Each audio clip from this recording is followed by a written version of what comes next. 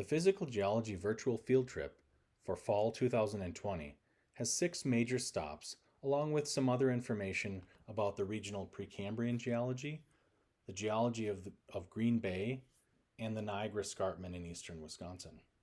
Stop 1 begins at the Duck Creek Quarry in Howard. At this location, we'll explore aspects of quarrying that happened between 1850 or so and 2001 in a now filled quarry, and we'll have a chance to look at what some of the rock units look like, as well as some glacial striation features and other things that can be seen there.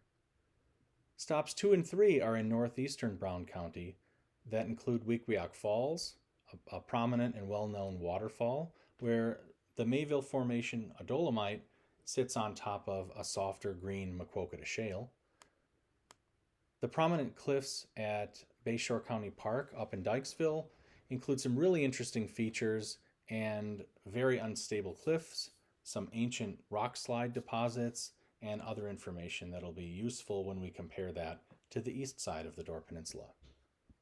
Stop 4 is at Robert LaSalle County Park, where some interesting post-glacial lake landforms can be seen, including a wave-cut terrace and a cliff. Crescent Beach in Algoma is a place where we can see active beach processes, some stabilized sand dunes, and other interesting features that help us infer where the source of material has been that the glaciers brought into our area. Finally, we'll end with some interesting information about a buried forest near the Eben Quarry west of De Pere. I hope you enjoy the trip.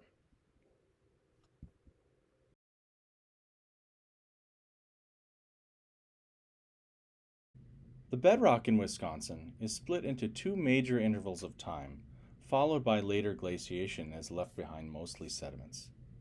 So the 3 different colors of rocks you see on the left-hand time scale, orange for Precambrian, blue for Paleozoic, and green for Quaternary, which includes the Pleistocene and Holocene epochs, those represent the intervals of time where rocks are recorded in Wisconsin. The Precambrian rocks extend across the entire state, but they're covered by the younger Paleozoic rocks. The Quaternary is not shown on the map because it too covers most of the state. So the map on the right is really just indicating the bedrock units. If we go to northern Wisconsin, or even south central Wisconsin and places like the Baraboo Hills, what we'll find are igneous, sedimentary, and metamorphic rocks that are mostly about 1 billion years old to about 2.7 billion years old. They represent areas of rifting and volcanism, mountain building, igneous intrusions, sedimentary basins, and a whole variety of geology that's quite interesting and exciting. Things you might have heard of like banded iron formations and gold deposits are all preserved in those types of rocks in northern Wisconsin. Between that and the Paleozoic rocks, shown in blue, there was a very long period of erosion, hundreds of millions of years of erosion. The seas ended up coming back onto the continents about 500 million years ago. They started on the margins of the continent and made their way toward the middle as global sea level rose. This took place during the Cambrian period, between about 542 million years or so ago and 510 when it came into Wisconsin. So by the time the late Cambrian came around, the seas made their way to Wisconsin, and we end up having sandstones and later limestones and shales recording marine rocks. Turns out we're actually south of the equator at this time. After the Middle Paleozoic, we ended up having a long period of mostly erosion with not a lot of deposition, or at least we don't have those rocks preserved anymore. In the last 2 million years, though, the glaciers have come into our state many different times and have left behind deposits across the entire upper Midwest and are responsible for carving out the Great Lakes, making drumlins and kettle lakes in northern Wisconsin and other places, and leaving behind long, extensive ridges called moraines of glacial material. I've got a little animated dinosaur here to show you that during the Mesozoic era, this is a period of time where there were certainly dinosaurs in Wisconsin, or most people think there were, but we don't have Mesozoic age rocks preserved here. So we're unlikely in most cases to find dinosaur fossils. We just don't have the rocks preserved. This is a rather complicated map, but I wanted to show you that we know something about the assembly of Wisconsin's crust. Wisconsin wasn't always in the middle of the continent. The continent has grown in the early part of the Precambrian through the Archean and Proterozoic parts of Earth's history, and we think it formed something like this. There was a large continent, and an island arc approached. By subduction, it closed that ocean basin. This formed northern Wisconsin, called the Pembine-Wausau terrain, and then central Wisconsin was formed as a smaller terrain hit. And here terrain means crustal block with the A-N-E spelling. Terrain means landscape surface or terrain, so they're similar sounding but different words. And then the southern parts of Wisconsin and Illinois were produced during later mountain building episodes called the Yavapai and Mazatzal orogenies. What's important to note, though, is that the assembly of Wisconsin as a continent, or part of the North American continent, occurred about 1.85 billion years ago to about 1.5 billion years ago. The first mountain building event is called the Pinocchian orogeny. That's where that green Pembine-Wausau terrain formed. And we can go and see volcanic rocks preserved in rocks in places like Pembine and Wausau and other areas. There have been a bunch of other things that took place after this that are the subject of other courses if you're interested in taking those, but this is how it was assembled. And so when we look at Brown County, which is the center of the main part of our field trip here, Brown and Door counties, they are right at the boundary of one of these crustal sutures. It might be a little bit difficult to see, but the outline of Wisconsin is shown here as this white faint line. Upper Michigan is in this area, Illinois to the south, and Iowa and Minnesota to the west. The Paleozoic rocks, the ones that were blue in that original geologic map, represent a period where sea level was high.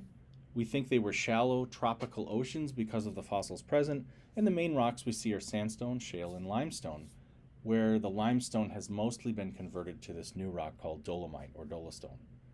Subsidence to the east in lower Michigan is what's produced something called the Michigan Basin, a much greater thickness of sedimentary rocks. And in Door and Brown counties and other areas all up and down from Marinette down to Sheboygan, we're dealing with basically the same age rocks for the bedrock, and they form the Cambrian through the Silurian and maybe a little bit of Devonian along the shoreline between Sheboygan and Milwaukee. Here's a paleogeographic reconstruction that shows what we think North America was like during the Ordovician period when the rocks we're going to look at formed. The dark blue indicates deep ocean, the brown indicates exposed land areas, and the light blue indicates shallow tropical, or shallow, I should say, continental seas. And where we were here in Wisconsin, we were in marine conditions. Turns out we were actually south of the equator based upon reconstructions that people have done from paleomagnetic evidence and other kinds of evidence. But we see fossils that indicate this type of climate and this type of temperature of water. In the Silurian, a little bit after this, we see some similar kinds of features, although sea level falls a little bit near the middle and end parts of the Silurian. The early Silurian, when Wisconsin had its Silurian rocks deposited, we had a very similar feature where much of the state was covered by oceans. And you can see areas where people have drawn mountain ranges in certain places like northeastern North America and island arcs off the west coast of North America. We know this because we see rocks of those ages that have been stuck on or sutured onto the edges of the continent. And so we can recognize when mountains were built, sediments shed from those mountains, and other kinds of features that relate to tectonism and mountain building. Here are some of the fossils we see in northeastern Wisconsin. A and B are chain and honeycomb corals, respectively. Halocites and Favicites are the genus names. C are some pentamarid brachiopods. These are filter-feeding organisms that are still around today, but they're not this particular genus. But these brachiopods were marine organisms that are very abundant, and you can find them as fossils in places like Door County. D is an unusually large solitary rugose coral that would have looked like a giant sea anemone when it had its fleshy parts. When we look at the geographic distribution of these Paleozoic rocks, shown in the purples and blues here, you can see the majority of these rocks are Ordovician and Silurian in age in the places that we're going to be visiting. Those include west of Green Bay in the village of Howard, through Brown County and into Door County. So most of what we're going to deal with focuses on the Sinope group, the Maquoketa Shale, and the Silurian age rocks. For the most part, the Mayville Formation is what we're going to see.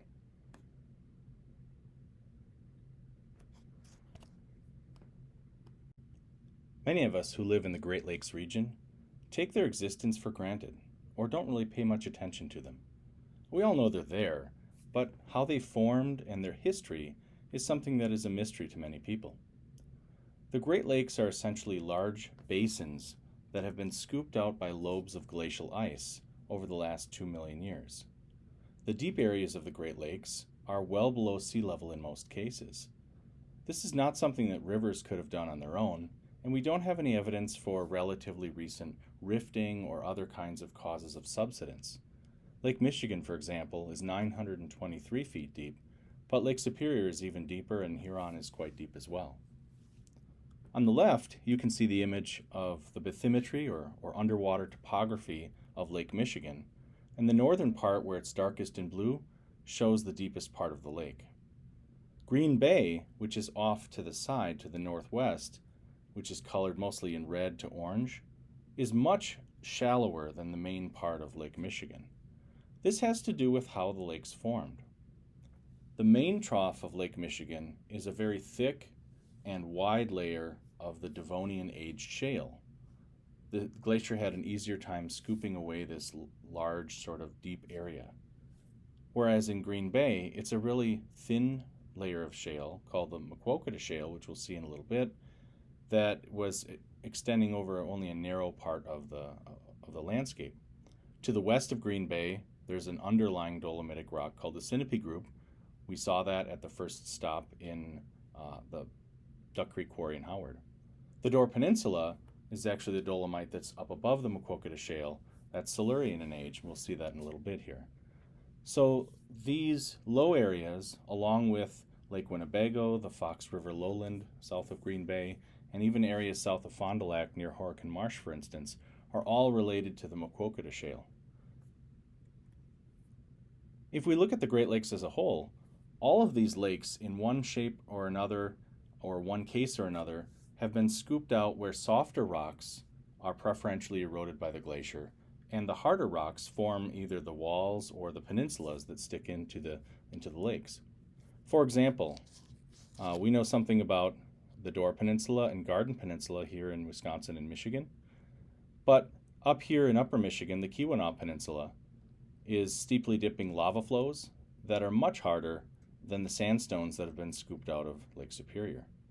Isle Royale up here, the northernmost part of Michigan, that's lava flows that are sort of dipping to the southeast. The north shore of Lake Superior in Minnesota is volcanic rocks like rhyolite and basalt. And across here, places like the Bruce Peninsula in Ontario, those are also the same Silurian age dolomite that we find over here in Wisconsin and Michigan. So these Great Lakes are some of the largest and most recognizable features on the planet geologically, but yet they're some of the youngest features, all the result of the last several ice ages that are occurring between about 2.6 million and about 12,000 years ago. There probably have been 10 or 20 different glacial advances. We don't know how many. We have records of some that go back more than 700,000 years ago, but most of our records are from the last two major ice ages, the Illinoisan glaciation and the Wisconsin glaciation. And in northeastern Wisconsin, where our four campuses are located, we're basically dealing with the last part of this, the Wisconsin ice age. So this started about 80,000 years ago in Canada. Ice came into Wisconsin about 35,000 years ago. And we had three really big advances. One that was maximum at 20 to 18,000 years ago. Ice melted out of the state. It re-advanced at 15,000 years ago, and then it melted out of the state. And you can see that in the case of of E here. They're not showing all the details on these maps.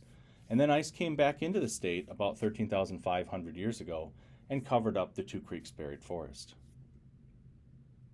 The Great Lakes were then ice-free by 9,000 years ago for sure, but Wisconsin was probably ice-free by about 12,000 years ago. The Niagara Escarpment, shown here as the red line, is a major topographic feature that runs from Niagara Falls and areas near Rochester, New York, all the way down to southern Wisconsin and Dodge County. The west side of the Door Peninsula, High Cliff State Park on the east side of Lake Winnebago, and the cliffs to the east of Horican Marsh near Fond du Lac are all places that are related to the Niagara Escarpment. So what is it? Well, this is a feature that ultimately relates back to the last major ice age. Niagara Falls is probably the most recognizable part of this. Lots of people have been to Niagara Falls, maybe some of you have, and if you haven't, you'll probably go there at some point in your future. This waterfall is very similar in structure to what we see in eastern Wisconsin. There's a specific place called Wequiak Falls County Park, and several other places that have the same geology, a hard dolomite layer over soft shale, and it's Silurian age rocks over Ordovician age rocks. Those are names defined by fossils. And the same basic rock structure exists here in Niagara Falls. In northeast Wisconsin, we don't have a Niagara Falls because the drainage basins that are running over the top of this Niagara Escarpment are quite small. And so we only have ephemeral rivers that run during periods of time when it's wet season or after heavy rains, and they really don't run all year round. Niagara Falls, on the other hand, is emptying all the water from the Great Lakes system that's in Lake Erie or upstream in Huron, Michigan, and Superior, and it's running all of that water across the waterfall into Lake Ontario. So there's just a lot more water involved, and that's why we have a much larger waterfall. In Wisconsin, the Niagara Escarpment, shown here in blue, is a discontinuous feature of cliffs that are west and northwest facing, and they're the result of a specific set of requirements. The first requirement is that the rocks are of differential hardness, hard layers over the top of soft layers.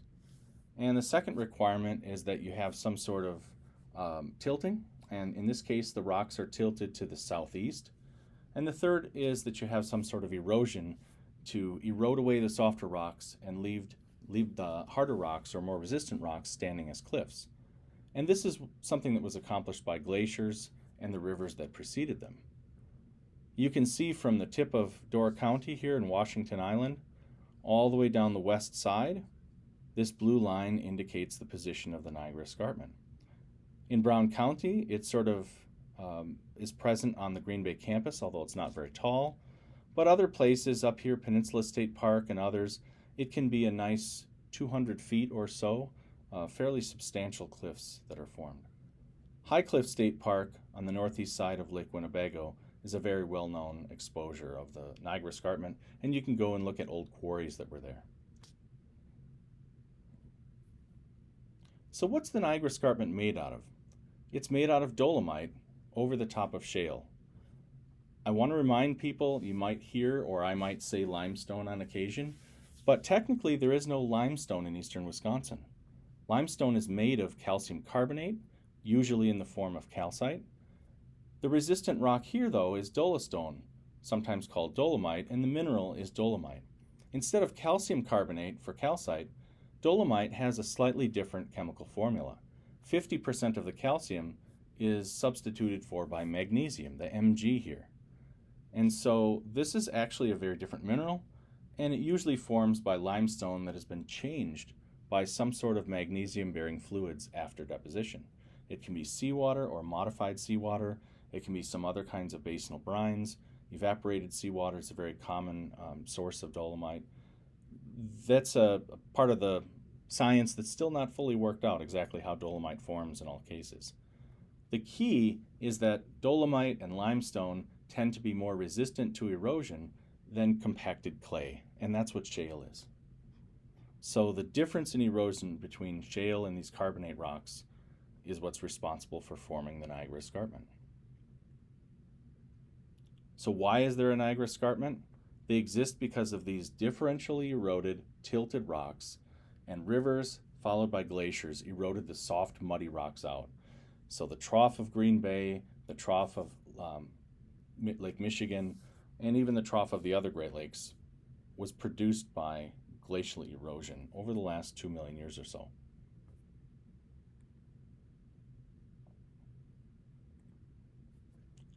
This geologic map shows the bedrock features.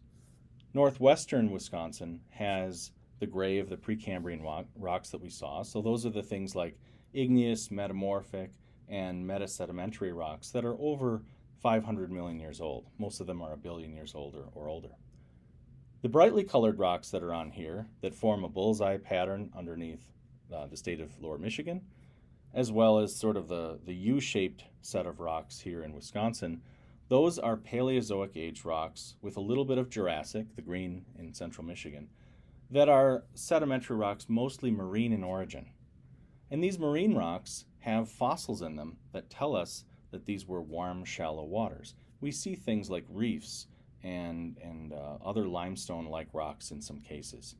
We see corals and other organisms that have, we think, relatively warm water affinities. There are some non-marine rocks in some of these cases where there are delta sediments or non-marine lake sediments with gypsum in them and things like that from the Jurassic and other eras. But what we deal with is mostly Paleozoic rocks. And you can see stripes here in Wisconsin. If you look at Upper Michigan to Wisconsin, all of these bedrock layers, they occur on the surface parallel to Green Bay. Why would that be? Well, this is because you have sheet-like rock layers that are tilted, and anytime you intersect tilting layers with a roughly horizontal surface of the Earth, you're going to get stripes. In this case, the rock layers are older on the bottom. The strange-looking C here stands for Cambrian. So this yellow stuff is the Cambrian sandstones that make up places like the Wisconsin Dells or Pictured Rocks National Lakeshore up on Lake Superior. They occur under all of the rest of these rocks, except for the Precambrian.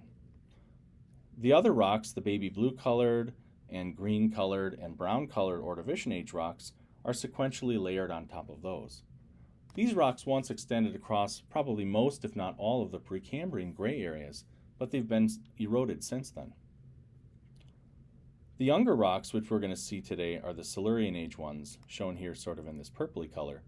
And these are the dolomites that make up the Niagara Escarpment. So the contrast between the purple dolomite and the brown Maquoketa shale here is what's responsible for these large cliff-forming exposures. If we were to take a cross-section through the continental crust, or at least through the sedimentary rocks from eastern Wisconsin through lower Michigan, we might see something that looks like this.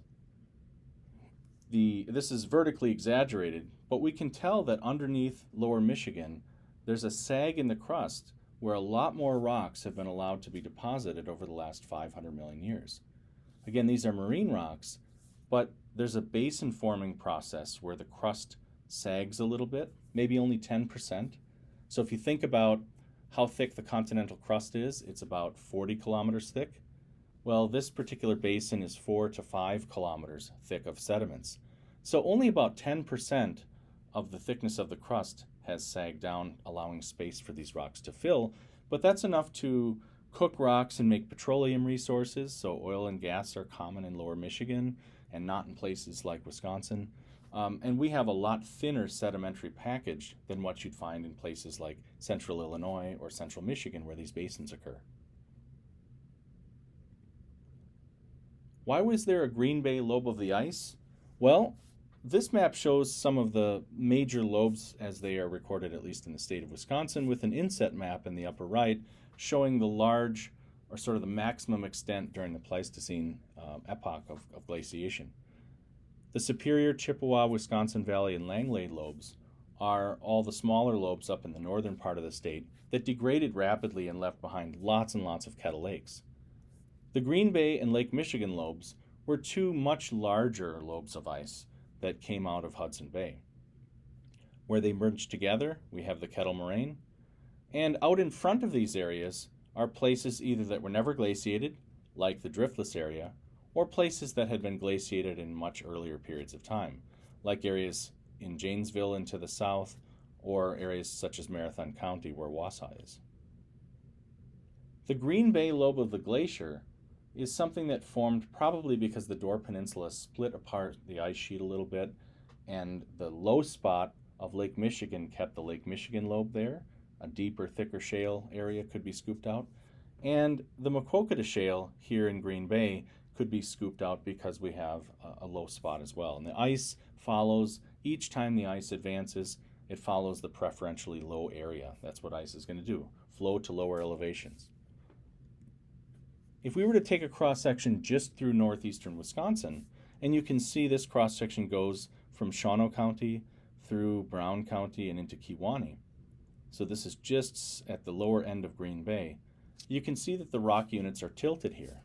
These vertical lines with 2 letters and 3 numbers, those represent well construction areas or well locations. Either the City of Howard or City of Green Bay's wells. BN 422 is actually the golf course well on the UW Green Bay campus in Green Bay. This set of eastward tilting rocks means that if we go from west to east, we're likely to see rocks that are older in the west and younger in the east. So we're going to see some rocks from over here near Howard, where the Sinope group is exposed at the Duck Creek Quarry. And we're also going to see the contact between the Maquoketa Shale and the Silurian at Weequahic Falls, and the prominent cliff that is present at Bayshore County Park.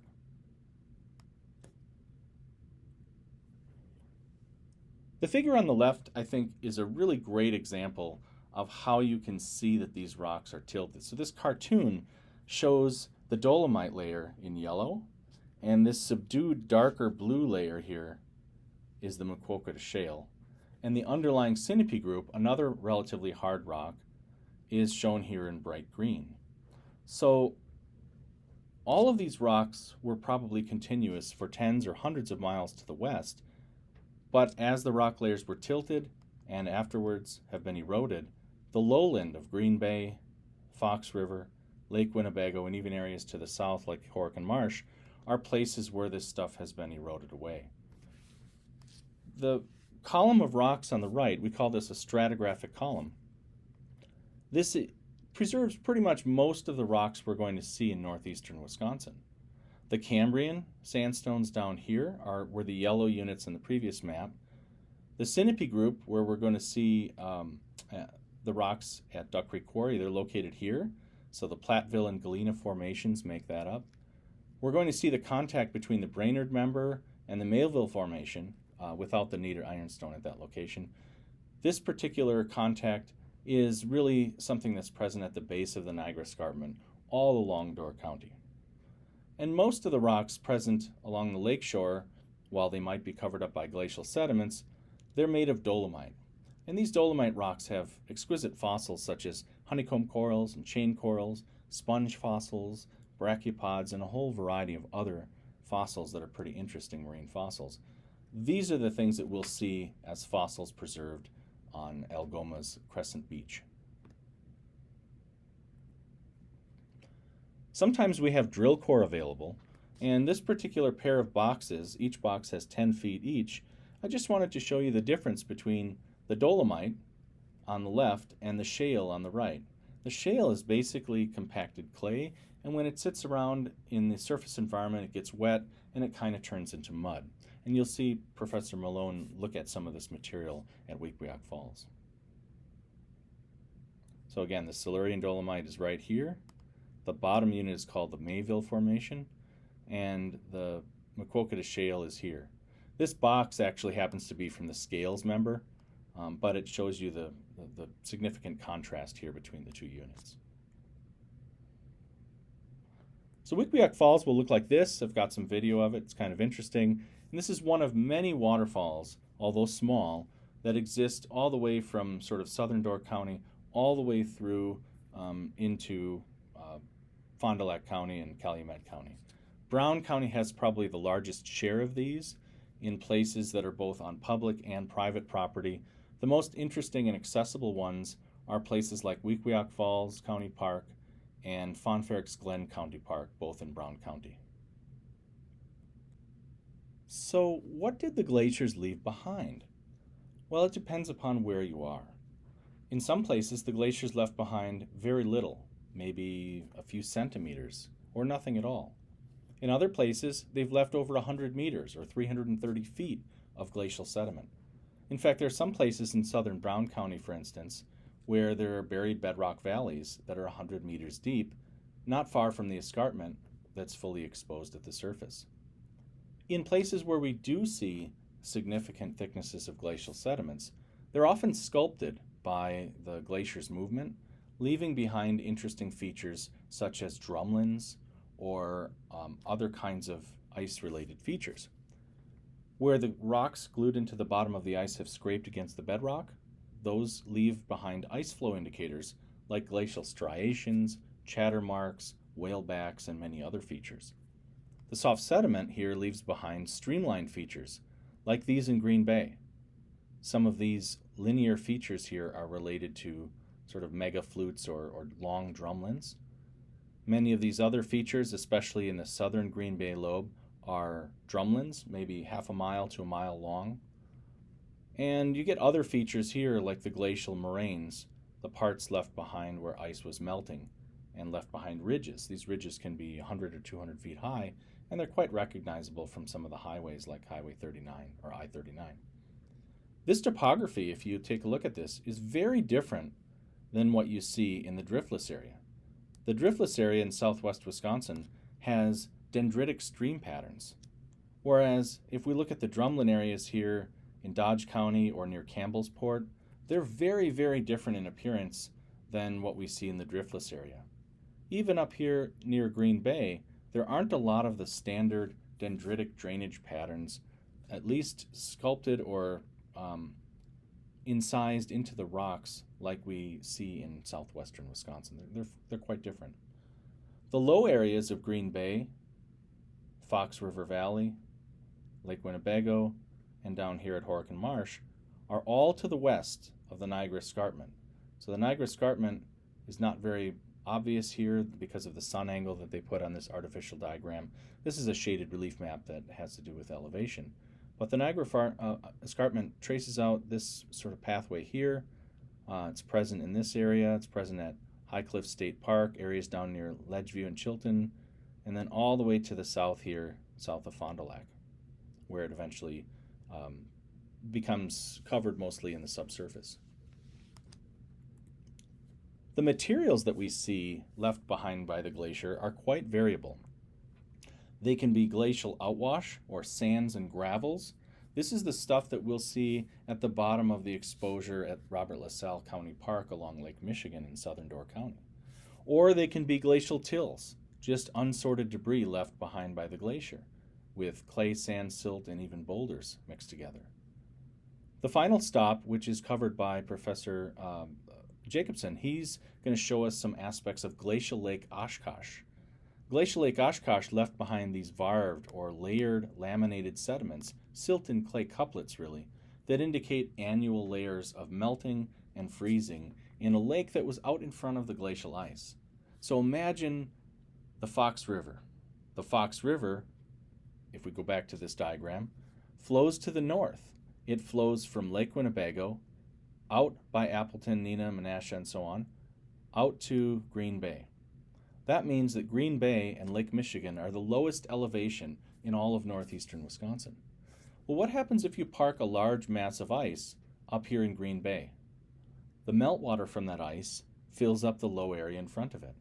And in fact, it turns out that there was a lake here called Glacial Lake Oshkosh. Its size varied based upon how much water was melting and where the ice position was. And if it was enough meltwater and the lake was high enough, it actually flowed out at Portage into the Wisconsin River.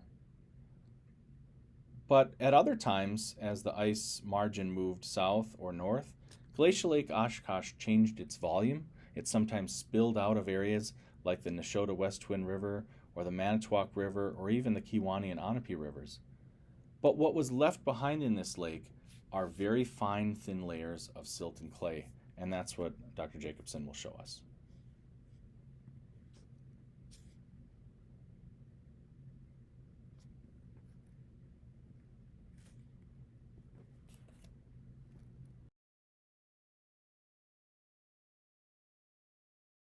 Stop number 1 is at the Duck Creek Quarry over in Howard. Howard is a village just northwest of the city of Green Bay. You can see the large quarry that we're going to visit on the aerial photograph here. So let's zoom in and see what we can see. Turns out this area is 4 quarries. 3 of them have blue water here. One of them is discolored pretty heavily because it used to be a dumping ground for a fence post manufacturer and some other things, and the water has a just completely different chemistry. It's also quite different from the chemistry and suspended sediment composition of Duck Creek. And Duck Creek here ends up flowing into Green Bay and has a fairly large delta right here in southwestern Green Bay. Remember that a delta is a pile of sediment at the mouth of a river where the sand, silt, and clay and other materials get deposited as the velocity of the water slows down. At the Duck Creek Quarry, we can see a couple of things. First, I want you to know that this is an area of dolomite or limestone quarrying for the last 170 years. It started in this area about 1850. This northernmost quarry is really deep. Its maximum depth was about 160 feet, whereas these other quarries to the south are much shallower, maybe 50 or 60 feet only. The stop that we're going to look at is mostly here near what's been developed into a small swimming beach. There's not much of a beach there other than the fact that it's a straight drop off of over 100 feet, but it's still a very interesting place where you can see some bedrock and you can see some glacial features as well. And it's kind of a neat place to go viewing for fossils. There aren't a lot, but there are a few things that you can see if you have a careful eye tuned to look for things like that. We are here at the Howard Quarry, which is now full of water. Quarrying ended in 2001, and after the pumps were turned off, groundwater leaked into this particular quarry and filled it up. Today it's used as a swimming area during the summer. You can see the edge of the rocks as you go into very deep water. This quarry is about 160 feet deep. The rocks in this quarry are part of the Sinope group, which is from the Ordovician period, about 450 million years ago. At this location, they quarried this since the 1850s. The rocks at Wequiak Falls and on the Door Peninsula that we'll see later in the trip are much younger than these. They're about 435 million years old. Still pretty old. So one question is, why did they stop quarrying? There's a good answer to that. You can see to the west, there are buildings that the county owns. To the north, there's a railroad tracks and a river. Can't quite see the river here. And to the east and south, there's a road. So they really couldn't expand without taking over one of those features, and the cost of limestone or dolomite aggregate really isn't high enough to justify that. Why couldn't they go deeper? Well, they ran out of the rock that's right for making aggregate, which is crushed stone for roads or concrete. The top of the bedrock surface here preserves glacial striations. These are from rocks embedded in the base of the ice that were sliding or dragging along the bedrock surface. These glacial striations are parallel to the pencil here and are pointed to the southwest. Really, striations don't point in one direction or the other, but from other indicators we know that southwest was the direction of the great glacial flowing. The blocks of dolomite that were used to build this wall probably didn't come from this quarry, but they are from a similar aged unit farther to the south, probably the Eben Quarry or a different quarry that these were taken from. There are a couple of interesting things that people can see here.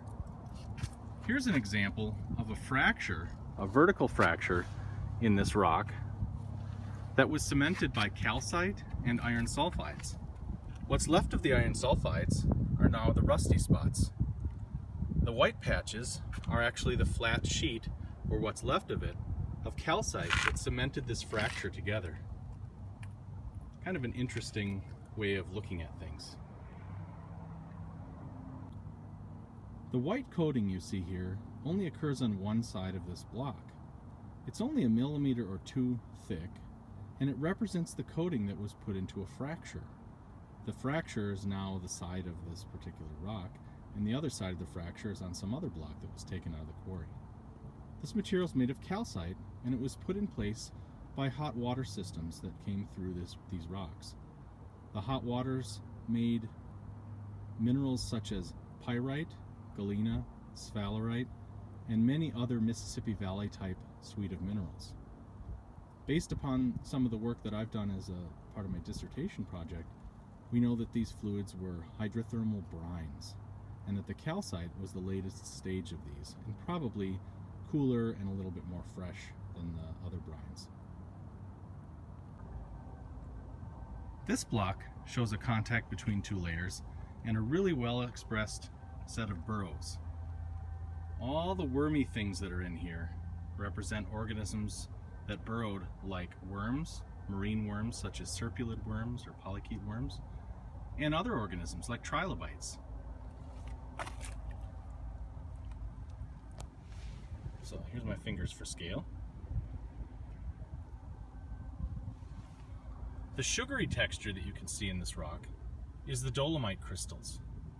Remember that this rock was originally deposited as limestone on the seafloor.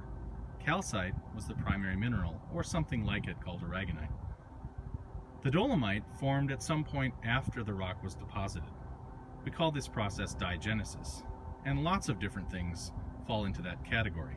Making of caves by dissolution, emplacement of sulfide minerals or fracturing of the rock, compaction, and so on. All of these things are part of this.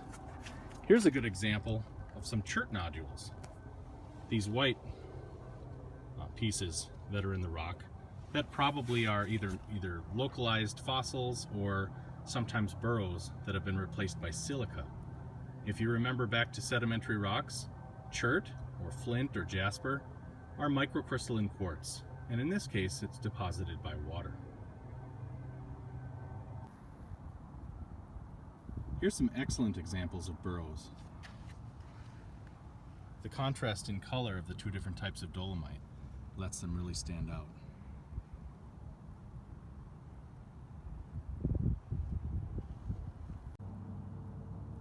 Whichever quarry this block came from, it's almost certainly the Platteville Formation.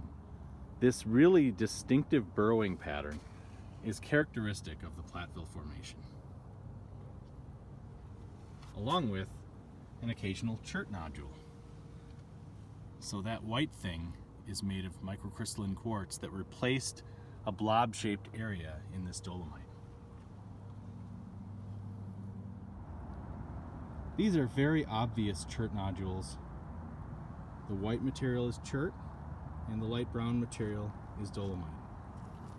You can see how the rock is beginning to fracture apart.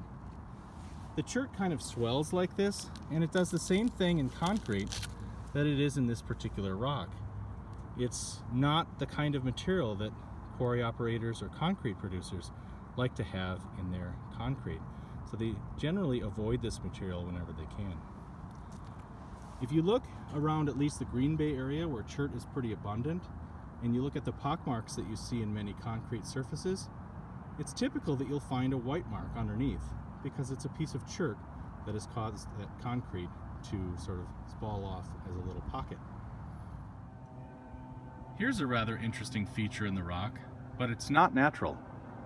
This is part of a drill hole that was put in place when they were quarrying this material. They would drill into the bedrock and put explosive charges in here to get the material released from the quarry. Some of the holes in the rock contain interesting suites of minerals. This one's pretty simple and it's what's available to see here, but the sparkly surfaces inside are dolomite crystals.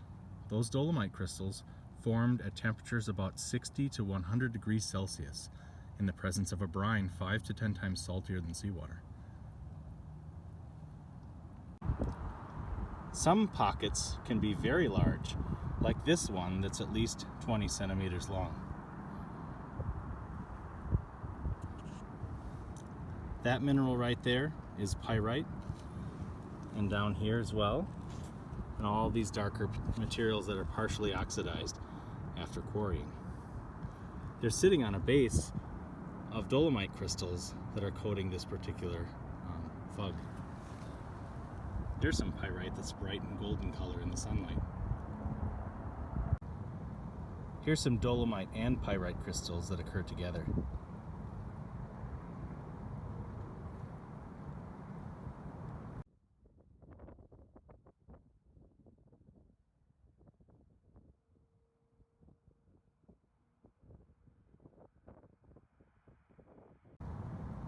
Here's some dolomite and pyrite crystals that occur together.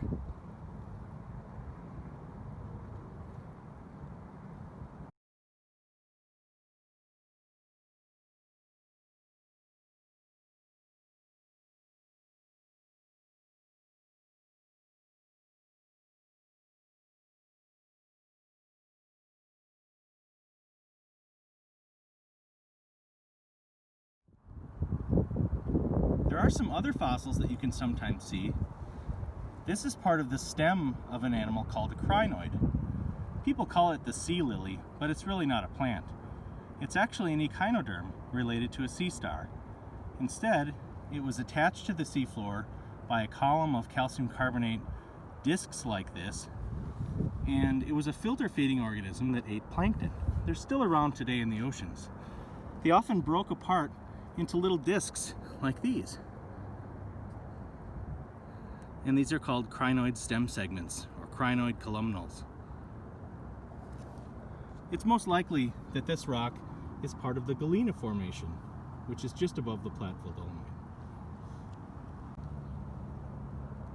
Here's a great example of a coral fossil, probably a tabulate coral called Favicites.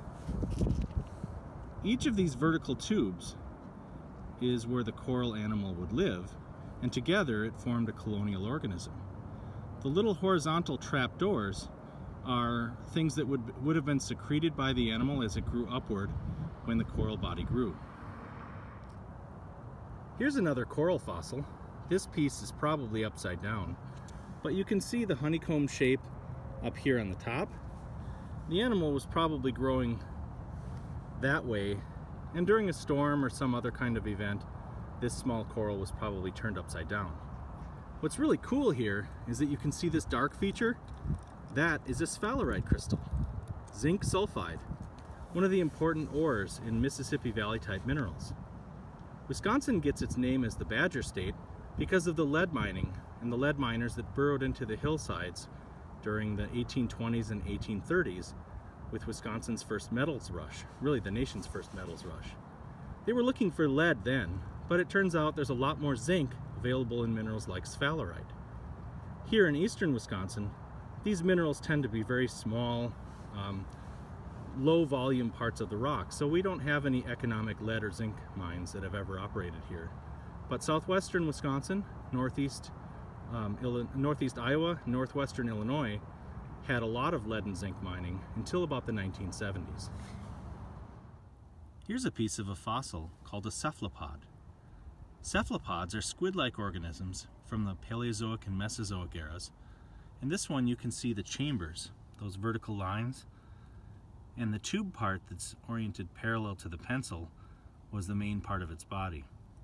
So similar to the nautilus today, which is a coiled cephalopod, this was a straight cone cephalopod. Some of these reached 20 or even 30 feet in length in the Ordovician seas.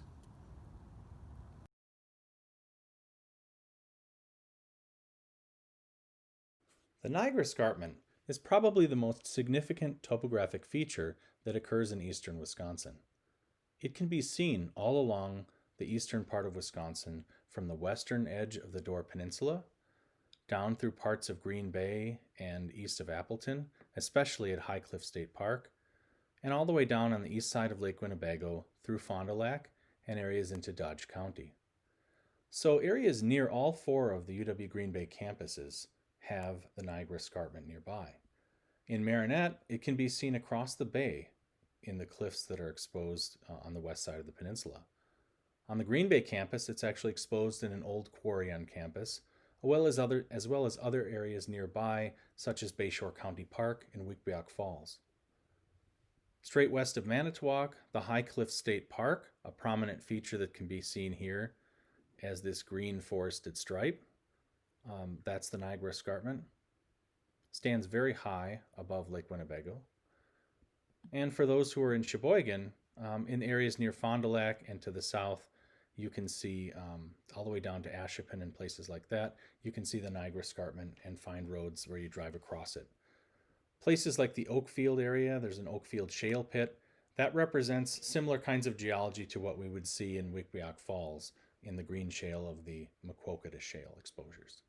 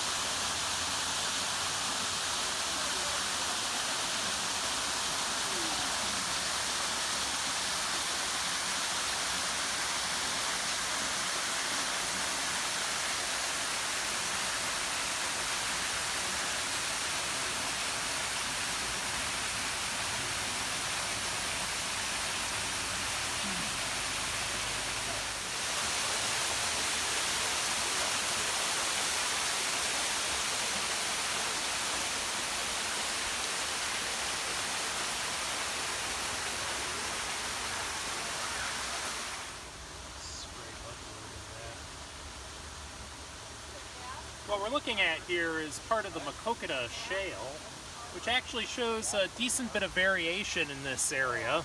We can see down here at the base of the section that we can find, it's this really sticky, kind of gray-green, clay-rich material. But as we move up in the section, it actually becomes more dolomitic.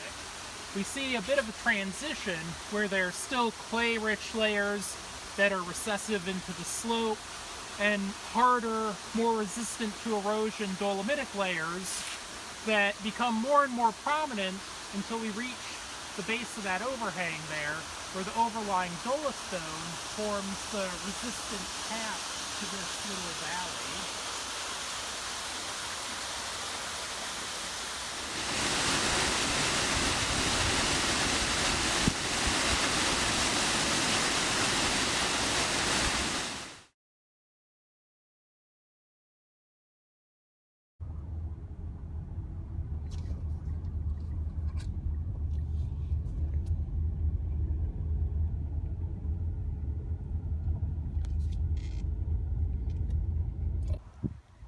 We can see that soils are very thin at this location, and you can tell there's very little groundwater protection made by the soil to trap bacteria and allow for things like denitrification to occur. This tree is growing inside a vertically dissolved joint, or a fracture. The more fresh dolomite surface looks like this.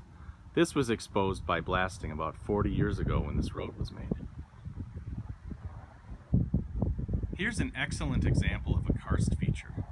This was a fracture, probably millions of years ago, that has been dissolved wider and wider by groundwater. Groundwater has the ability to dissolve limestone, or in this case dolomite, because it's a soluble mineral. There's a nice example of a flat surface. That flat surface is a fracture or a joint plane. The rocks have naturally just peeled away from that area after something like this was exposed by drilling or blasting. So when they made this particular road cut, that part of the rock probably just fell away. This particular part of the outcrop has some tilting going on. It turns out that there are some isolated blocks here that have moved down the slope. These slump blocks were detached thousands of years ago, probably during higher lake levels when erosion undercut the base. The slump blocks slid down the hill, probably very slowly, and then have rested in a particular position here where we have modern trees growing on top of them. Hello everyone, we're here at Bayshore County Park, located on the lovely Niagara Escarpment, and we're actually looking at some of the Silurian dolostones that have actually slumped off the cliff face that you might be able to see in the back of the image there. And it's kind of interesting in this area because some of these sort of planar features in the rock are pretty much flat-lying, but if we just look behind me a little bit, we can see where things are really tilted a good bit, probably dipping about 45 degrees or so down towards the lake there, which tells us that this feature probably isn't in place. It's probably moved as a slump block at some point in the geologically recent past. One thing, though, that tells us that this is probably a stable slope surface, at least in human timescales, is by looking at the trees behind us. Most of these trees are pretty thick. They might be 100 years old or more, but the trunks on the trees are fairly straight, telling us that since they've been growing at least, the slope has been stable and it hasn't been causing any tilting and then resultant curvature in the tree's growth as it tries to stay upright. So one of the other interesting things about the rocks here is this kind of mottled green color, and you might be tempted to say that this is the actual color of the rock. It's pretty pervasive throughout the section that we're looking at.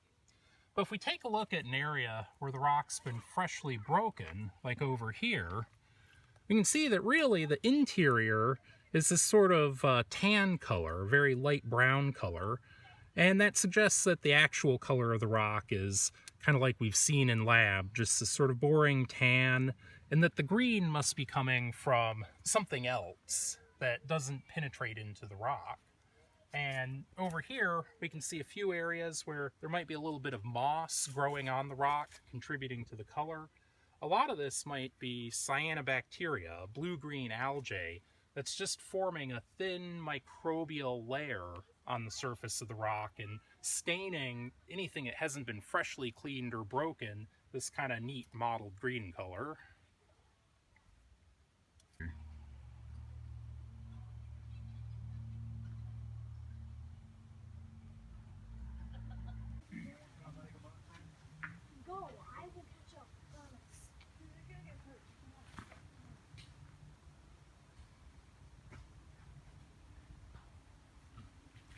Hello again. We're on the back side of that big block that we were looking at earlier, and we can see first off it's a lot cleaner looking. Some of that microbial material probably doesn't like the sunshine quite as much, or the overhang here keeps it from getting quite as wet. But it gives us a really great view of probably the edge that broke off when this slope failed from the outcrop that's behind us. We can see pretty clearly with all the trees, all the growth behind this block and the main outcrop, that again, it's probably been stable for a while. We haven't had a lot of recent motion on this block. There's even a pretty decent sized tree growing right out of the top there that doesn't seem like it's moved very often. So at least this part of the slope has been stable, although that might not be true for all parts of it, as we'll see a little bit later.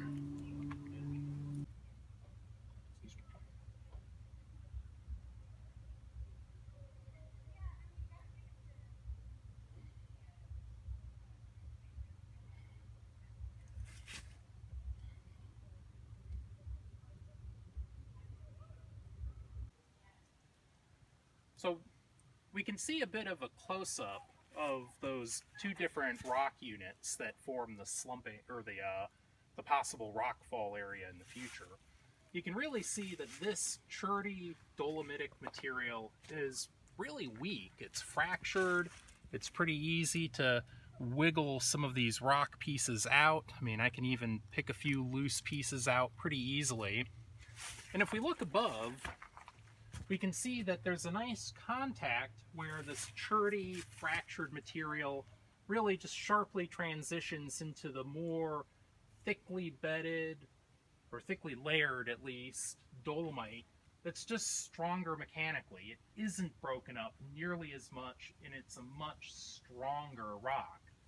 And because the weaker material is underneath, it forms these overhangs where the weak material can preferentially be weathered out, and that stronger material can be undercut, leading to our mass wasting.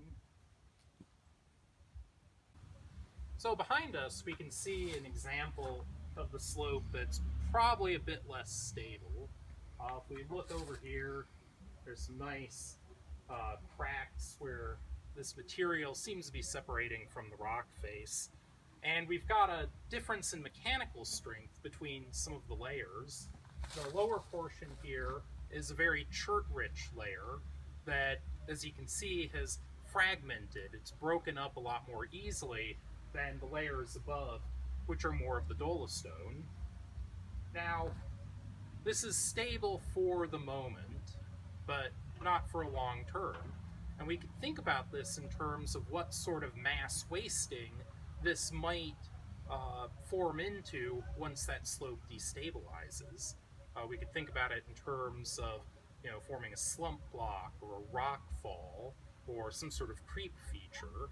And actually, that would be a good thing for you to do, to think back to our mass wasting types and what kinds of materials are involved, to figure out that what this will form once it fails.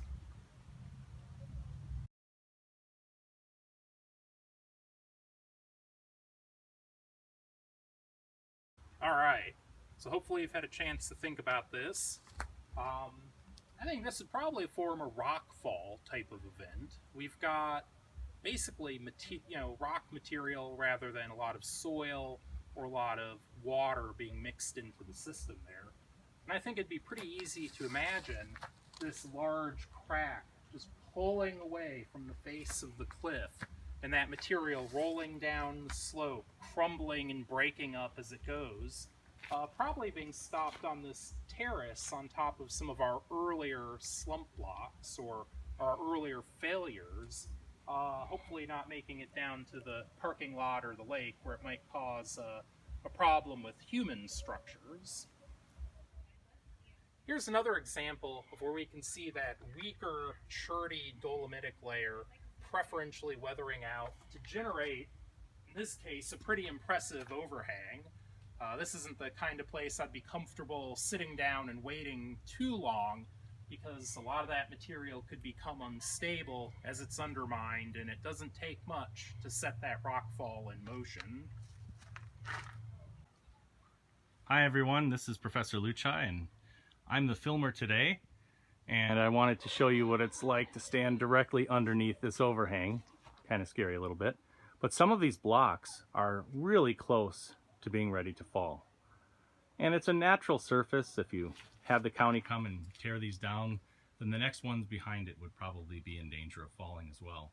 So natural areas like this, or the Grand Canyon, or other places around the world, are just areas where people are supposed to use common sense and not climb on these objects and take your personal safety as your own responsibility.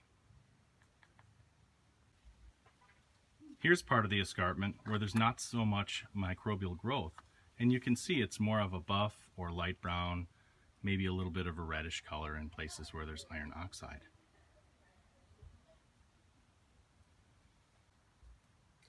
So, you might remember from our sedimentary rocks lessons that we had a few different types of biochemical and chemical sedimentary rocks. And our dolomite, and indeed our chert, is actually an example of replacement, where we've had groundwater containing dissolved materials, silica, and calcium magnesium carbonate in this case, that have actually percolated preferentially through certain layers, replacing the original calcite in the limestone with the dolomite and actually some of these nice chert nodules that we can see kind of forming blobs throughout this distinct layer. And it's kind of important to remember sometimes with these replacement rocks that they're not always going to form a perfectly continuous layer. The chert in here actually is concentrated in certain areas, making nodules within the dolostone rather than its own independent layer. So one of the neat things about this area is that it really tells a story of the region. If we look at our dolostones, these were formed in a marine setting 430 million years ago, and they actually extended really as far as the eye could see back in the day. How do we even know this? Well, we know from the fossils that we find in the rock that it would have formed in a marine setting. We see crinoids, we see corals, all sorts of organisms that just don't live in any sort of terrestrial environment that we know of.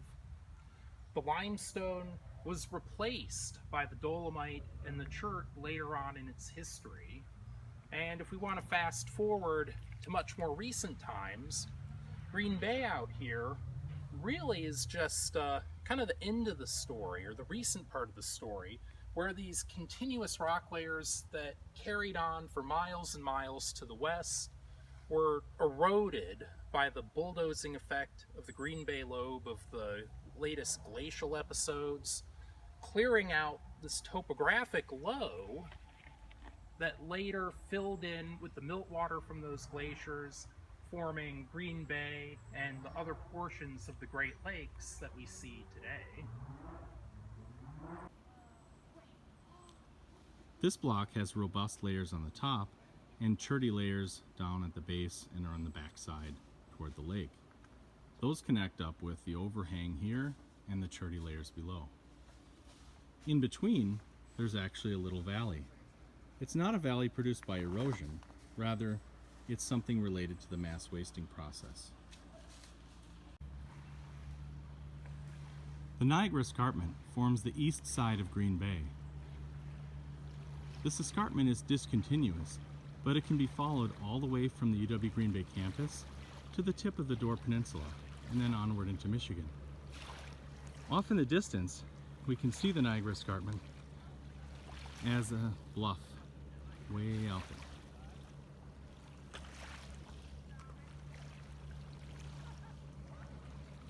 This view is looking northward along the axis of Green Bay. Remember, once long ago, the rock units making up the escarpment, the Silurian age dolostones, once extended tens if not hundreds of miles to the west, and both those rocks, the ones above them, and the Maquoketa Shale underneath have been scooped out of Green Bay by glacial activity and river erosion.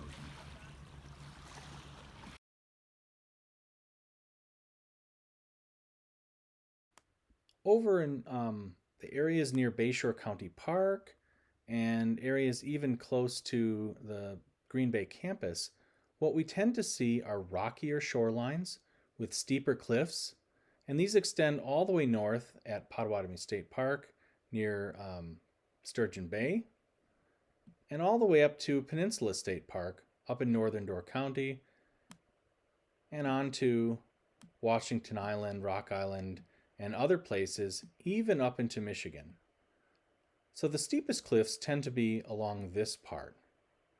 If we explore the eastern side of the Garden Peninsula here in Michigan, or the east side of the Door Peninsula in northern and southern Door, or places farther to the south, we tend not to have very many rock exposures. A famous place where we do have some is north of Whitefish Dunes at Cave Point County Park, but the exposures aren't very tall, and compared to the west side, the rocks are fairly small. Most of this side on the east side of the Door Peninsula is sandy or gravelly beaches. So places like Crescent Beach in Algoma and Colarandre State Park in Sheboygan and Point Beach and all these other areas tend to have very low, not very cliff-prone places, or if they are cliffs, they're cut into loose glacial sediments, not very much rock. Why is this? To understand this, we have to see a cross-section of the geology in parts of northeastern Wisconsin. It's because the rocks are tilted to the east. The cliff-forming units of the Niagara Escarpment, the Mayville Dolomite, and the Burnt Bluff Group are standing on top of or sitting on top of the Maquoketa Shale, an easily erodible unit. And that Maquoketa Shale is not able to withstand river and glacial erosion, so the Bay of Green Bay has been scooped out to the west, and the rocks are dipping or tilting to the east here, and by the time we get to Lake Michigan, most of the dolomite rocks are dipping at or below lake level. And so when we go to places like Robert LaSalle County Park, there are something like 30 or 40 feet of glacial sediments before the first bedrock is encountered, and we know this because of looking at people's water well construction reports.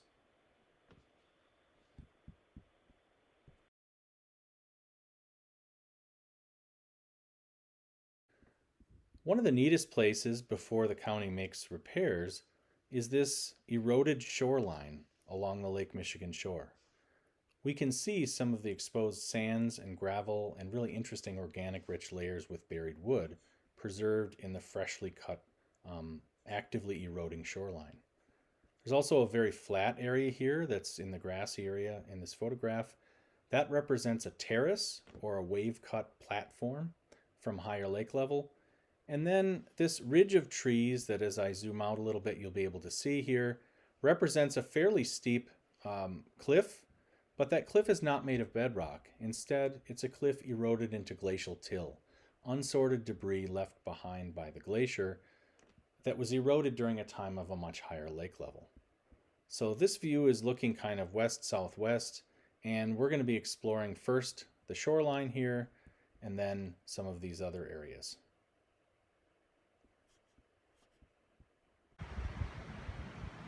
We're at Robert LaSalle County Park here in southeastern Door County. This park has a curious feature. It's a very flat surface, or relatively flat surface, that meets at a fairly steep ridge. So there's a lower park level, which I'm standing on, and an upper park level that staircase in the distance connects with. It turns out that what we're looking at is an old terrace, a wave-cut platform that you'll learn about in the coastlines chapter that forms during, in this case, higher Lake Michigan water levels. Today, Lake Michigan is carving its own terrace at a lower elevation.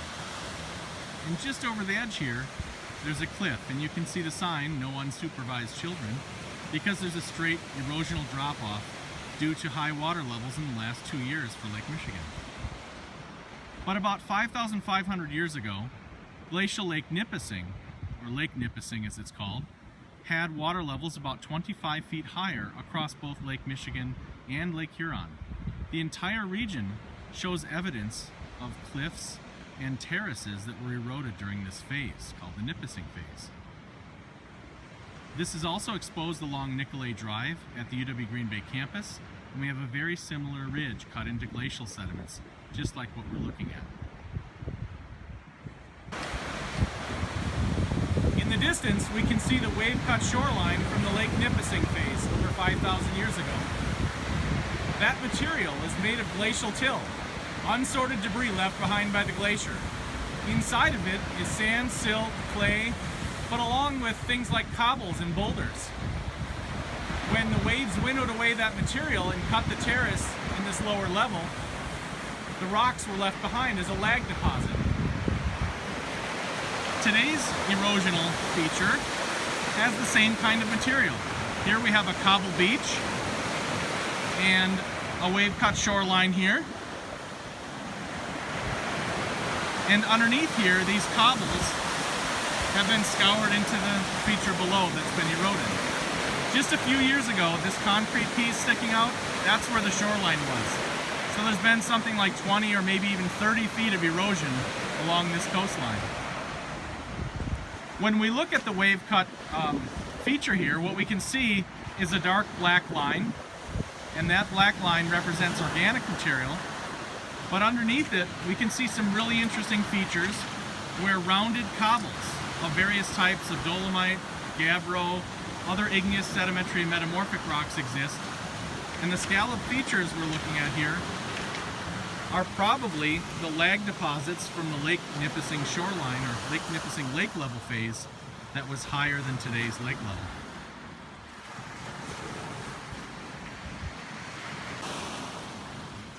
In a few places, this organic layer has buried wood.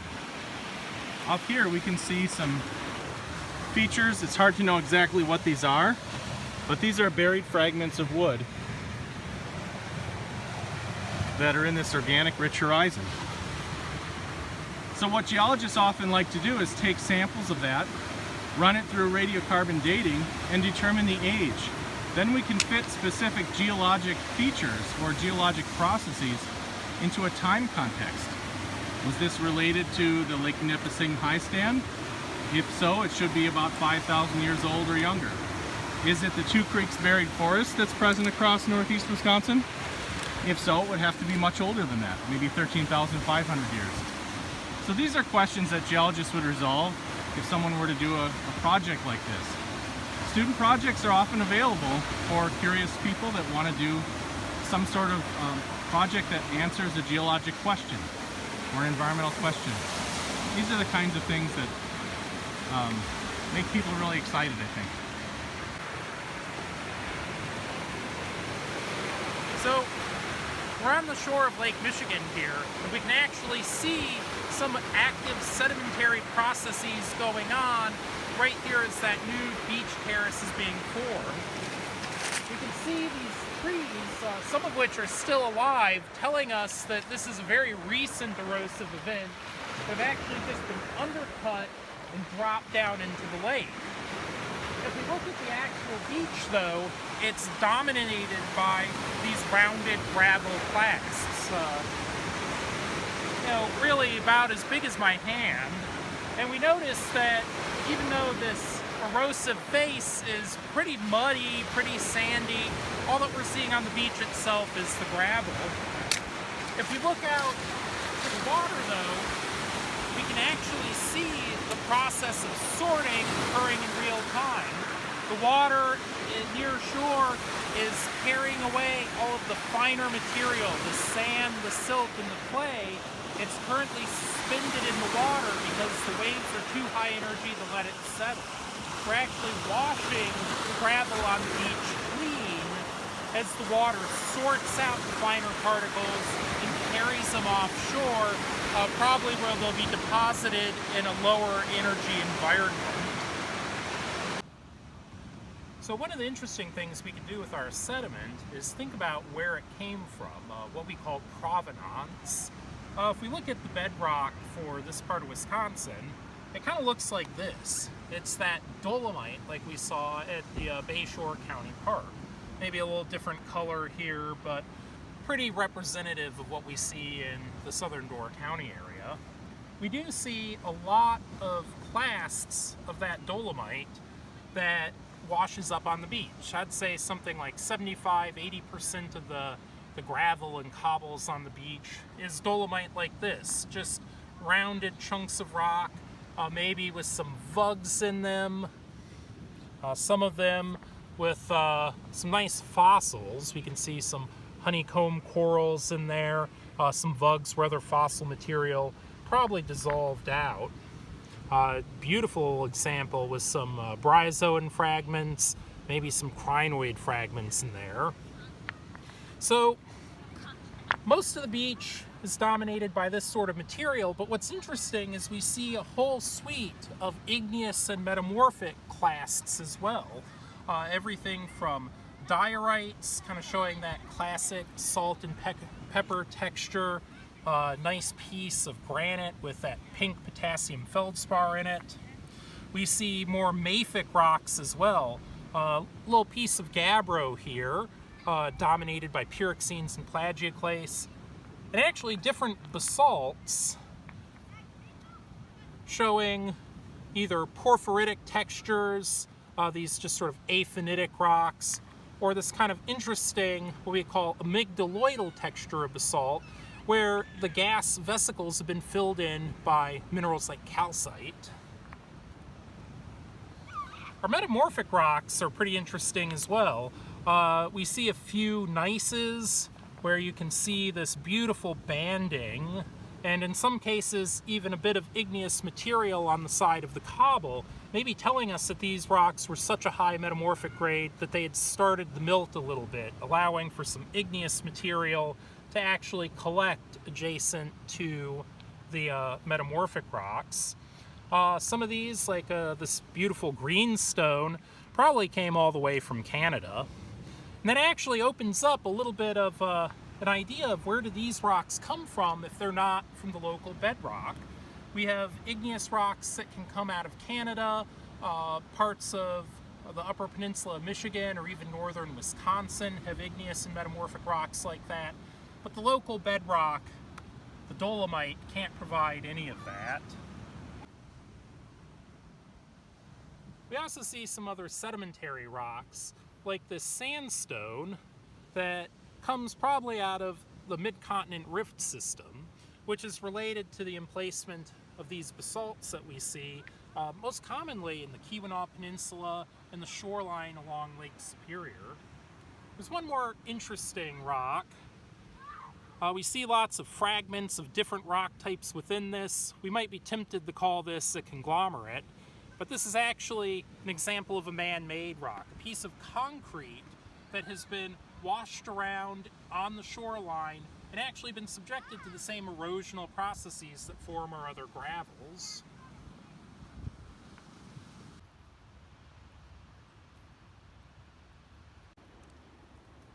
So we're on top of the terrace now.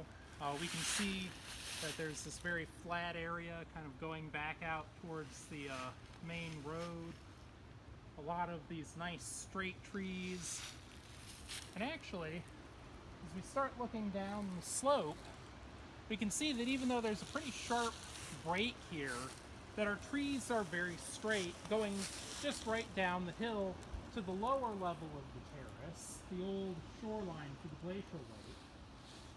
Again, that's telling us something about the stability of this slope. Even though this slope formed as an erosional feature during the Ice Age when the lake level was higher, it's actually been stable, or relatively stable, ever since then. The trees are providing us some evidence of that. Even when they were young and hadn't fully developed a root system, they were still able to grow straight on this kind of surprisingly steep slope. Just climbed up it and I'm a little out of breath.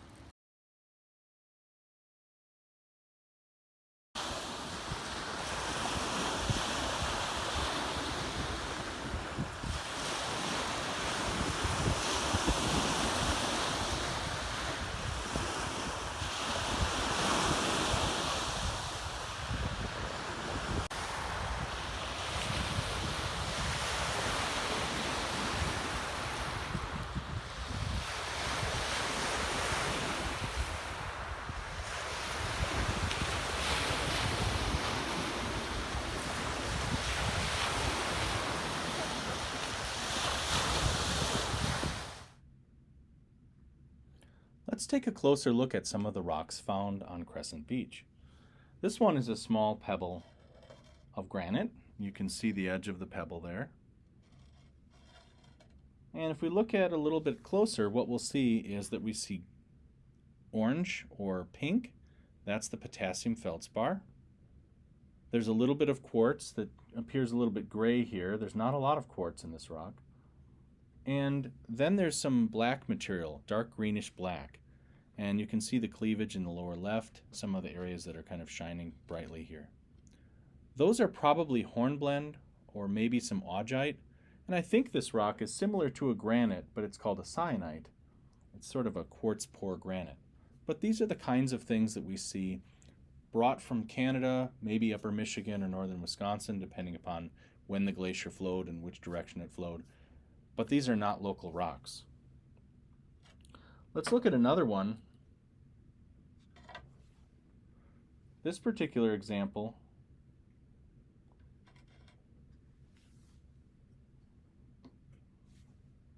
shows a chain coral. Let me get the light settings just right. There we go. Turn the light off, it works a little bit better.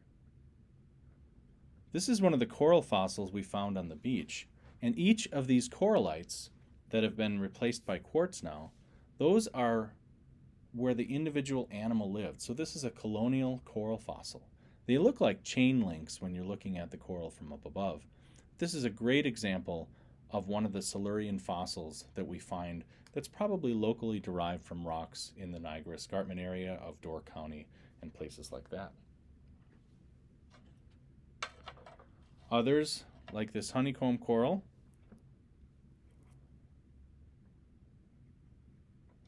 even have some quartz crystals inside.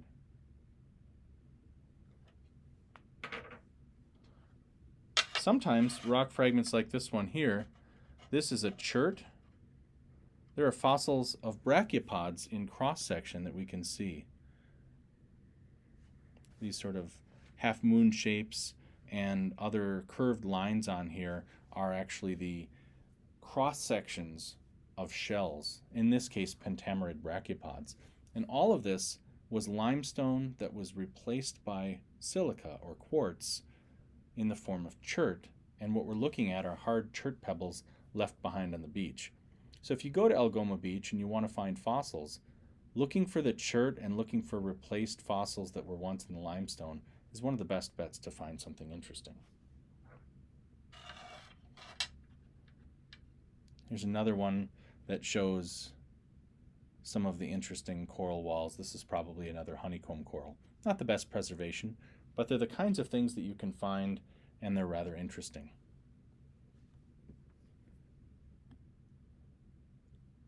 This is an example of a microscopic view of sand from Crescent Beach at Algoma. What you can see is a whole variety of different types of sand grains. Sand is defined as grains 1/16 of a millimeter up to 2 millimeters. Some of these are most likely quartz, especially the ones that are colorless or maybe coated an orange or yellow color. These are left behind weathering products from some granite or quartz-bearing rock way up in Canada that was weathered, eroded, and moved by soil-forming processes, eventually to be taken down to Wisconsin in the form of glacial debris. There are other minerals in here, though, and rock fragments, especially the dark black ones and some of the green-colored ones, that are most likely pieces of other material, like basalt, volcanic rocks, or something else. One of the clues that we can get to what some of the darker materials are is by taking a magnet. So I've got a fairly strong magnet here, and what I'm going to do is bring this into the field of view and see if we can see some of those fragments moving. Some of them move and stick onto the surface of this magnet. Not a lot, but what you can do is you can take this. Let me show you what it looks like here. Let me focus it. Those are the magnetic grains that have stuck onto the magnet from that sand. Those are most likely pieces of magnetite. So where does magnetite form? It forms in iron formation rocks far to the north, and it also forms in certain igneous and metamorphic rocks. Those are also not the local rock. If we think about what the Door Peninsula is made out of, it's made out of dolomite and maybe a little bit of shale. None of the stuff that's forming the sandy material here is made of dolomite, or very little of it. Most of it is sand that's made up of quartz, magnetite, jasper, and other rock fragments that have clearly been transported hundreds, if not thousands of kilometers.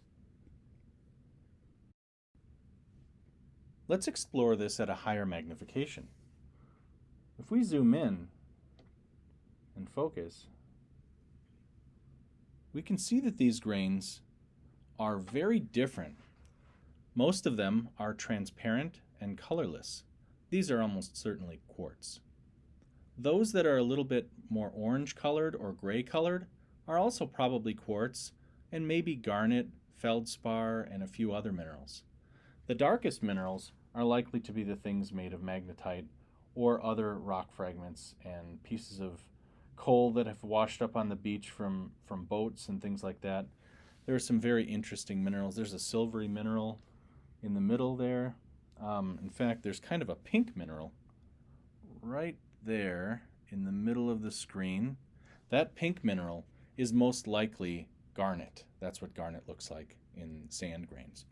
So any types of hard, durable minerals that are resistant to weathering and erosion, typically silicate minerals, are the ones that are going to reside on the beach after transport, being blown around, being winnowed around by the wave activity, and it's the hard stuff left behind. So if you remember, what are the hard minerals from Mohs hardness scale?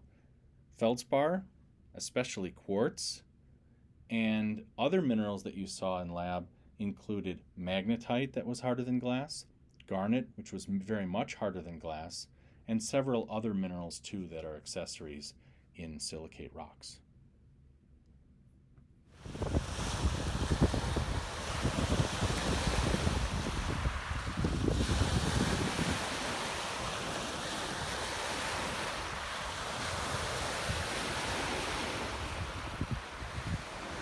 During 2019 and 2020, we've had very high lake levels in Lake Michigan.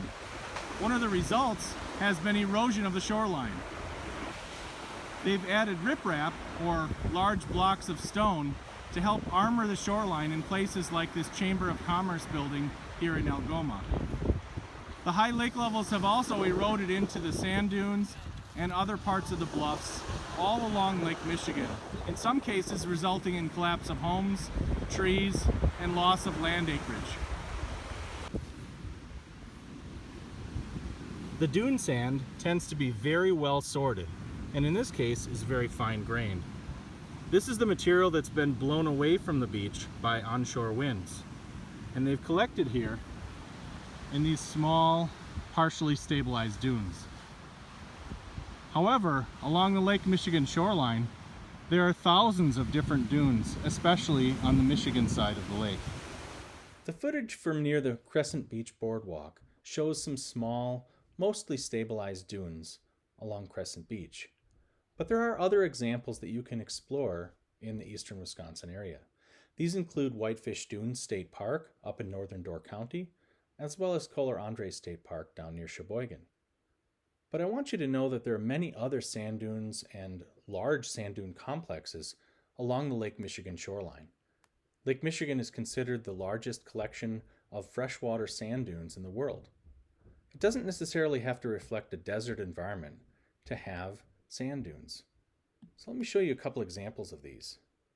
One of the best known examples is Sleeping Bear Dunes National Lakeshore across the lake. And Sleeping Bear Dunes has some pretty interesting features, such as perch dunes and other very large areas that you can hike up and hike along and explore, especially during the summertime. It's a great place to go. Another really neat place is near Silver Lake in southwestern Michigan. I like this particular place because it shows that even in a humid climate like ours, that there are active areas of sand migration. This occurs primarily because there's winds, onshore winds from Lake Michigan, and during times of low lake level, a lot of beach can get exposed. The sand can be blown from the beach itself, where it's moving because of part of the longshore drift process that you'll talk about in coastal erosion, and it can move inland quite far. In this case, the sand is moving in and filling in Silver Lake. And if you zoom in, you can actually see a neighborhood that's being covered up by some of the sand material as it migrates. So this is a fairly large feature, and you can walk all the way across it to the lake. It's quite a chore to do that, and you end up going over 50 or 80 foot tall areas of sand here, and it's actually moving. On a windy day, you'll feel it, you'll get it in your eyes. It's not very pleasant, so I recommend going when it's not very windy. But it's a neat place to see active processes where they have to scrape it away from the road and take it out of people's houses and yards so that it doesn't cover them up, essentially.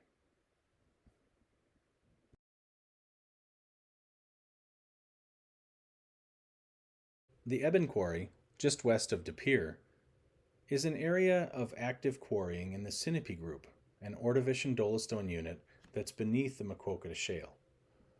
This is a place that has a rather large quarry. Most of this rock is used for what's known as aggregate. Aggregate is crushed stone that's used to make either roadbeds, shoulder areas of road, or the stone mix that's put with cement and sand and other material to make concrete. So anytime you see a concrete building or a bridge, ultimately the major parts of that are a mixture of cement, the glue that holds concrete together, and the crushed stone. Dr. Jacobson is going to show us an area over here in the overburden, or the soil, glacial sediment, and other material that's on top of the quarried material. So the quarry consists of drilled and blasted rock, and you can see these different benches of material. That's what the quarry operators are interested in. But this other material can be used for clean fill, for building projects, or other things like that. What's really neat about this is that there's a buried forest or pieces of logs that are preserved in here between two different glacial till units.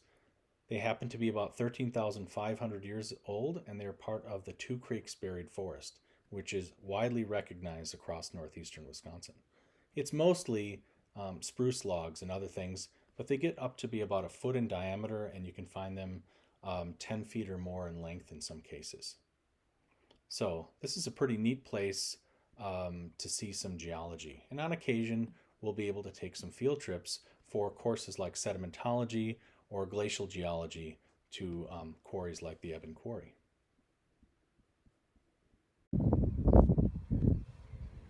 Good afternoon, physical geology students. Today we're standing in the Evans Quarry in De Pere, Wisconsin. And today I'd like to talk to you guys about the glacial geology of this area. What's in front of you that you just saw was the laminated lake sediments of glacial Lake Oshkosh. And before we get into the kind of details about the glacial sediments, roughly 13,800 years ago, there were glaciers that advanced into the state of Wisconsin. And here's kind of a diagram showing several of those lobes. In northeastern Wisconsin, the lobe that covered that area was known as the Green Bay lobe. And then if you kind of go towards the northwest of the state, we have the Chippewa lobe, the Wisconsin Valley lobe, as well as the Lang Lake lobe. And what I'm going to talk to you today is about these glacial sediments. And this map here kind of shows different layers of glacial sediment in formations. And basically where we're at, you could see here is the Green Bay of Green Bay and then the Fox River. We're located just west of the Fox River, and that is a part of the Keweenaw Formation, and that is also subdivided into the Middle Inlet member here. And also that's what's really fascinating at this site is that there was an ancient forest bed that grew here, and that was it was known as the Two Creek Forest Bed, and it was actually dated, radiocarbon dated, and I believe it's somewhere around 13,800 years old. I think that's the average kind of date of the bed. And they actually pulled out chunks of wood, actual tree trunks and roots to actually do that age dating. But also we're going to talk about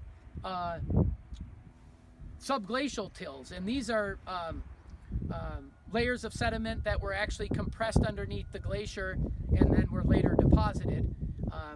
But what we're going to do is we're going to take a look at these laminated lake sediments, and they were part of the glacial Lake Oshkosh. And this was an ancient lake that was in front of the Green Bay lobe, like 13,500 years ago. And if we kind of zoom in and look at these sediments, here's kind of a sequence of the lake sediments, and as you can see, they're kind of laminated, or they're striped, and we can see it kind of goes from a light layer, a dark layer, a light layer, and a dark layer, and each of these layers represent, the light layer represents a period in time in which the ice was melting and water was flowing rapidly, and there was a large influx of sediment. So that's documented by the light layer. And then the dark layer represents a time when the lake was most likely frozen, right? And a lot of the finer materials in the lake that are in suspension kind of settle out to the bottom, and those are represented by a dark layer. And what's more interesting here is we can actually age date this lake by just counting each of these couplets. And by doing that, we can age date the lake. And it's kind of similar to kind of like looking at tree rings and we can actually count those tree rings and determine how old the tree is. So that's kind of really interesting here, is with these laminated lake sediments in glacial Lake Oshkosh. So above this layer of lake sediment, there's the Two Creeks forest bed, and then above that there is the middle inlet member, and that's a layer of sediment that formed underneath the ice. And like I said before, it's known as either as a subglacial till or a basal till, and typically that's more. It appears like concrete. It's very compressed because you can think that there were maybe 200, 300 meters of ice above that, and it kind of squeezed the sediment and squeezed all the water out, so it's really compressed.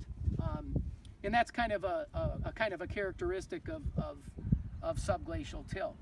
So what I'd like to do now is I'm going to walk over and we're going to put our hands on some actual roots from this ancient forest that grew here roughly 13,000 years ago.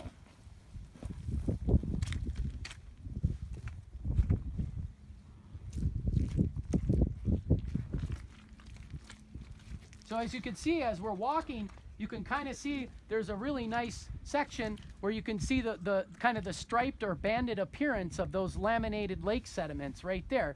If you want to zoom in on there, that would be great.